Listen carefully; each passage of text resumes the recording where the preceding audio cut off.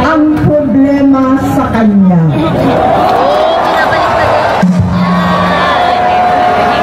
Oh my gosh! Grabe! Dahil may tamay kami, nakakabahala. Oh my God! Batid ko na nagda-drug siya. Oh my God! Oh my God! Kami ng Presidential Guard at Metro Bomba. Ayun na nga, please! Swing na party po sila. Pagkalulong sa droga. Mas pala sila.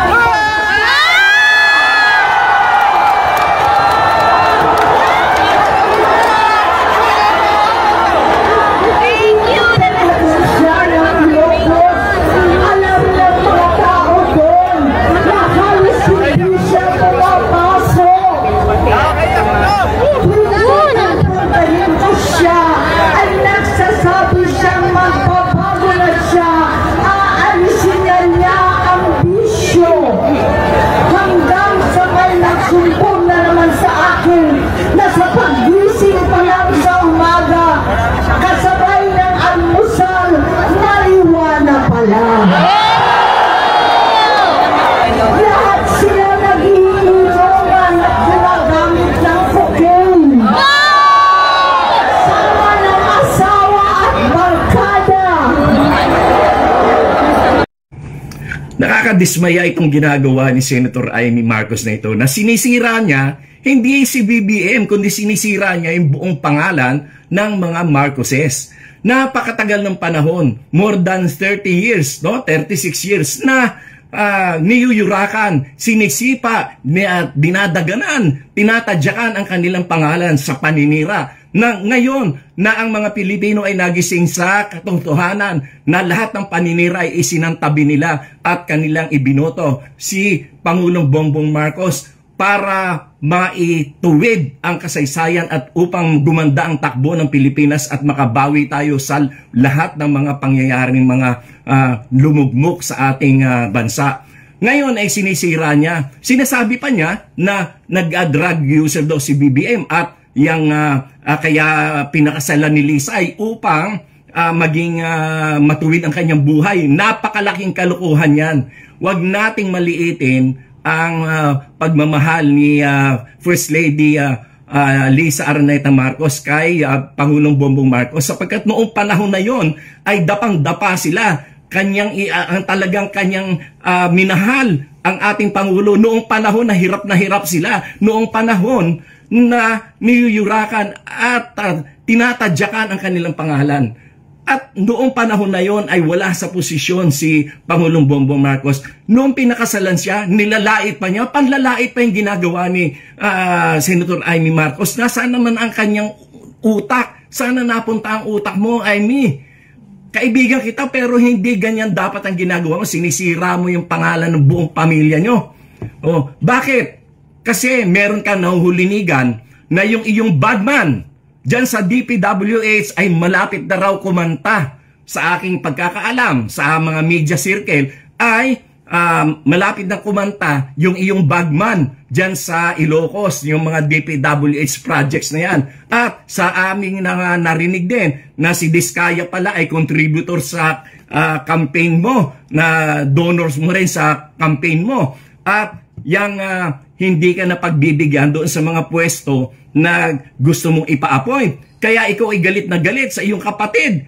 Pero kung galit ka sa kapatid mo, dapat ay yan ay ipaglihim nyo lang sa inyong pamilya. Huwag mo idamay ang mga Pilipino, huwag mo idamay ang Pilipinas. Ngayon maninira ka, magdi-destabilize ka ng gobyerno. Sino pinapahirapan mo? Ang mga Pilipino. Yan ba ang dapat mong gawin? Dapat mo ba sirain ang ating bansa? Mag-isip-isip ka, Amy. Nasaan ang utak mo?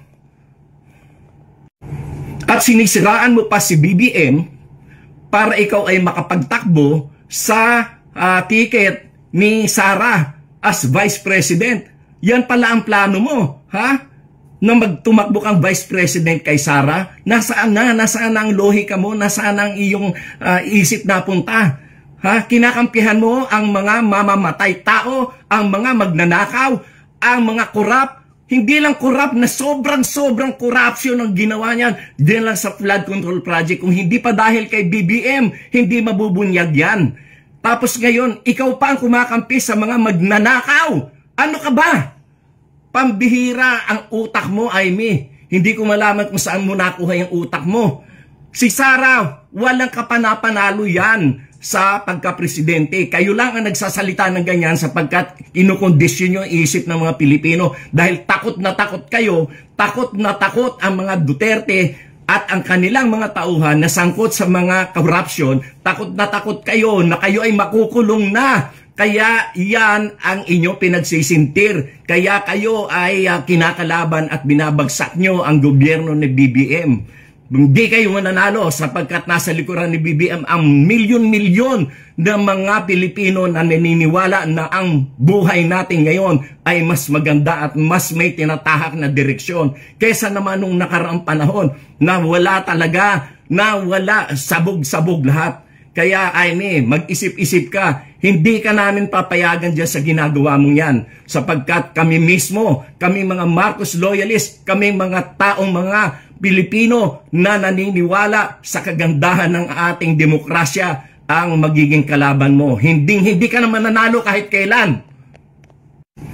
Gusto niyong pag-resignin si BBM? Iilang piraso lang naman kayo na nagsasabi niyan.